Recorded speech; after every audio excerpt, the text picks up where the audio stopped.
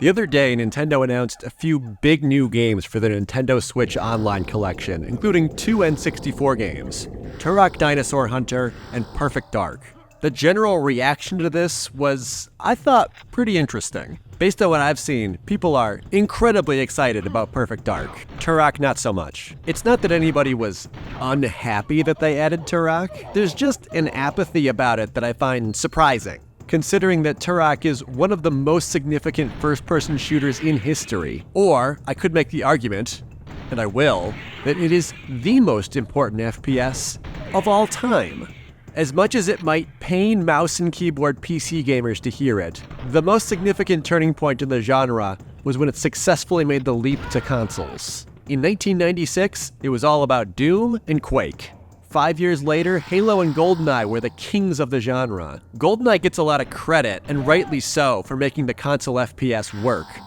But Turok unmistakably got there first. The secret code that the Turok developers cracked for this game was the controls. Turok Dinosaur Hunter was the birth of the dual analog control scheme that has been used by pretty much every first-person shooter you've played for the last 20 years. Pretty impressive considering the N64 controller only had one analog stick. Movement in any direction was on the C buttons, while the joystick was used to freely aim and turn. The separation of movement from aiming was the revelation that had not been seen before on a console FPS.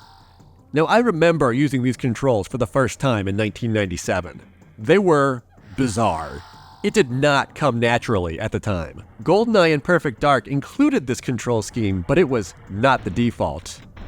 Had to switch to 1.2 for that. But now consoles could do a shockingly competent job of recreating the mouse and keyboard control scheme that PC games had been using since... Wait, when did PC games start using those controls? Quake released in 1996, and that still used the arrow key controls from Doom. I didn't do exhaustive research here, but the earliest one I could find for sure is Half-Life in 1998. Did the standard PC FPS controls also come from Turok? I'll be honest, even I didn't think I'd be able to make the argument for Turok Dinosaur Hunter being the most important FPS of all time.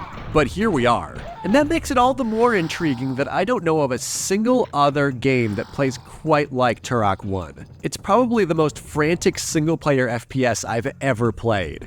After you kill an enemy, you have maybe 10 seconds before they respawn and start attacking you again. So you have to learn how to navigate these levels while running for your life every second. It's wild. A few months after Turok released, Nintendo and Rareware released GoldenEye 007 and blew up the entire industry.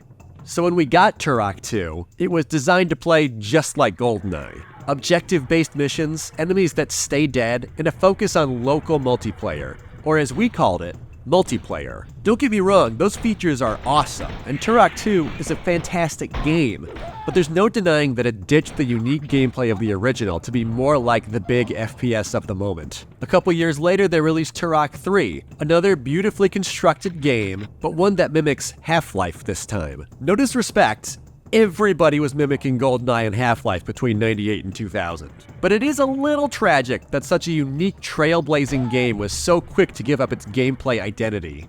That's my opinion anyway. But why is everyone so much more excited about Perfect Dark than Turok? Well, the easy answer is that the Night Dive remaster of Turok has been available on Switch for years now. But the significance of Turok 1 was also lost as the series became just another FPS on a console that had a whole lot of them. Perfect Dark was essentially the one and only direct sequel to GoldenEye, and some argue that it's even better than the original. I mean, I don't, but a lot of folks do. Meanwhile, the Turok series fizzled out after Turok Evolution in 2002, so the significance of that first game isn't really well known. But it's an important game that plays like nothing else, and it's certainly worth your time. In fact, if you have NSO Expansion Pack, it's on your Switch right now. I think it's still a great time. Does anybody else remember there being way more Turok games? I feel like I only talked about half of them. That's weird.